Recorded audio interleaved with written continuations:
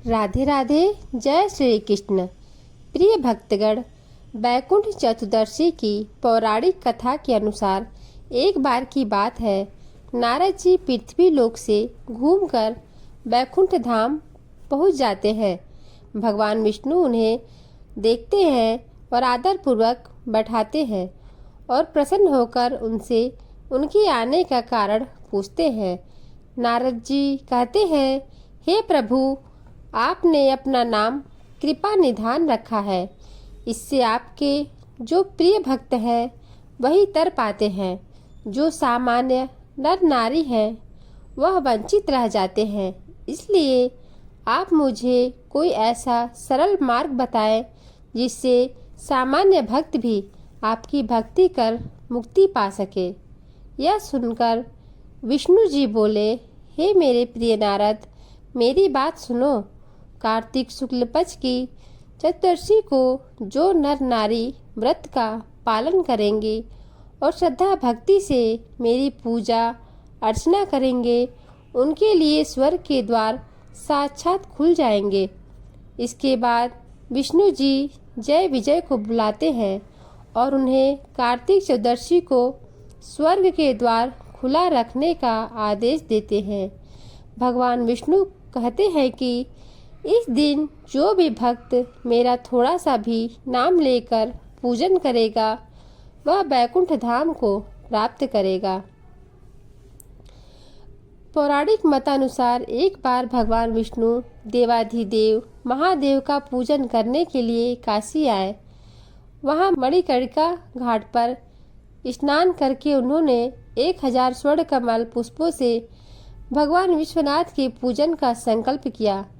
अभिषेक के बाद जब वे पूजन करने लगे तो शिव जी ने उनकी भक्ति की परीक्षा के उद्देश्य से एक कमल पुष्प कम कर दिया।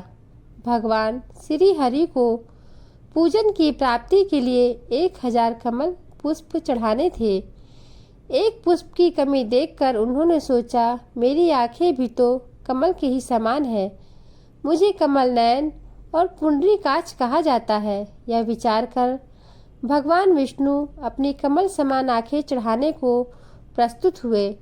विष्णु जी की इस अगाध भक्ति से प्रसन्न होकर देवाधिदेव महादेव प्रकट होकर बोले, हे विष्णु, तुम्हारे समान संसार में दूसरा कोई मेरा भक्त नहीं है।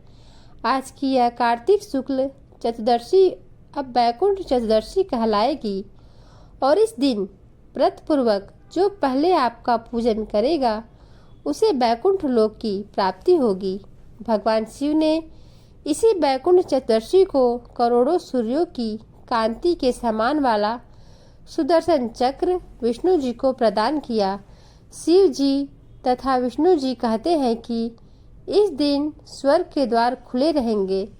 मृत्यु लोक में रहने वाला कोई भी व्यक्ति इस व्रत को करता है वह अपना स्थान बैकुंठ धाम में सुनिश्चित करेगा। धनेश्वर नामक एक ब्राह्मण था जो बहुत बुरे काम करता था। उसके ऊपर कई पाप थे। एक दिन वो गोदावरी नदी में स्नान के लिए गया। उस दिन बैकुंठ चतुर्दशी थी। कई भक्तजन उस दिन पूजा अर्चना कर गोदावरी घाट पर आए थे। उस भीड़ में धनेश्वर भी उन सभी के साथ था। इस प्रकार उन श्रद्धालुओं के स्पर्श के कारण धनेश्वर को भी पुण्य मिला। जब उसकी मृत्यु हो गई तब उसे यमराज लेकर गए और नरक में भेज दिया। तब भगवान विष्णु ने कहा, यह बहुत पापी है, पर इसने बैकुंठ चतुर्दशी के दिन गोदावरी स्नान किया और श्रद्धालुओं के पुण्य के कारण इसके सभी पाप नष्ट हो गए, इसलिए इसे बैकुंठ धाम मिलेगा। अतः धनेश्वर को बैकुंठ धाम की प्राप्ति होती है। बैकुंठ चतुर्दशी की पुराणों में प्रमुख रूप से ये तीनों कथाएं मिलती हैं, जिनके बारे में कहा जाता है कि इन्हें बैकुंठ चतुर्दशी के दिन पढ़ने से 14,000 पाप कर्मों का दोष मिट जाता है। अगर आपको हमारी ये वीडियो अच्छी लगी हो तो हमारे चैनल को लाइक करें और सब्सक्राइब करें। राधे राधे। जय श्री कृष्ण। धन्यवाद।